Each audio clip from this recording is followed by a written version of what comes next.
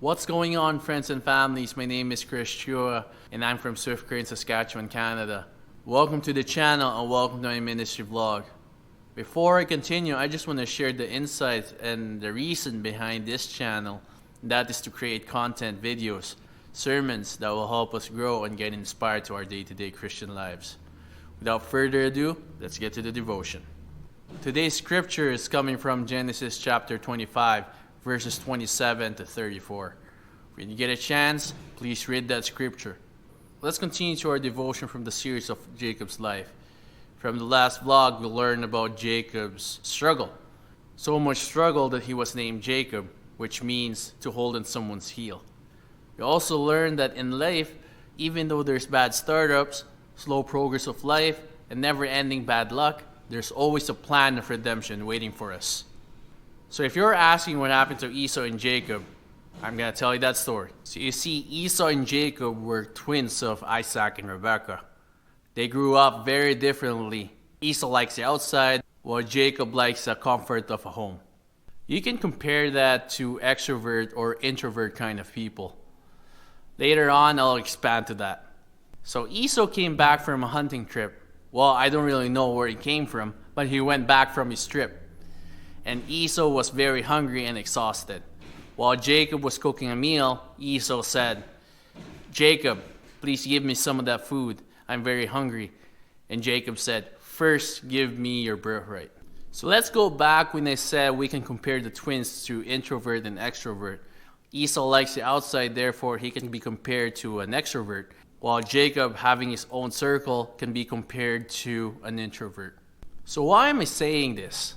I'm saying this because temptation doesn't only come from loud people. It also comes from quiet people, quiet circumstances, quiet situations. I find it interesting that maybe because of Jacob's upbringing and having a title, a bad title, I was thinking that maybe this could be part of his plan. He waited and waited for a perfect time where Esau's gonna be hungry and exhausted. And right here, friends and families, Jacob portrayed a perfect example of temptation that we can face right at this moment. You see, temptation can be a person or a thought, or it can be something that we see from a television. Listen to this. Temptation's not gonna hit you when you're strong. The devil's not gonna attack when you're capable and active. But the devil will hit you when you're weak, when you're sad, when you're lonely, when you're broken. That's when the devil's going to hit you. That's when the devil's going to strike. So what can we get from this devotion? The lesson we can get here is from Esau's failure. How can he give up so much for so little? How can he throw all those just for temporary satisfaction? In life, unfortunately, we get this kind of situation where we drop everything because we're not in the mood anymore.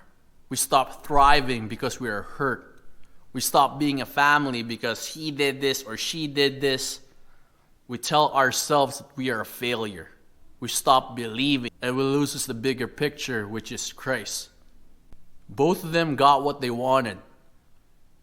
Esau satisfied his hunger just for a day, while Jacob acquired this birthright that he cannot use. Both of them were fallen because of poor decisions.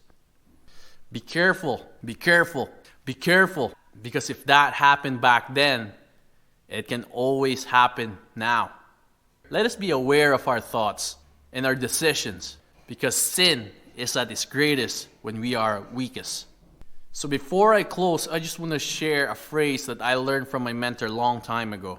He said this: "Do not make permanent decisions based on temporary emotions."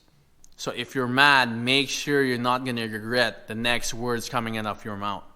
If you're tired, make sure you're just going to take a break and not giving everything up. God's power is greater. Even sin is at its best. So if you like this kind of content, please hit like, subscribe, and share it with your friends and families. Until then, stay safe and God bless.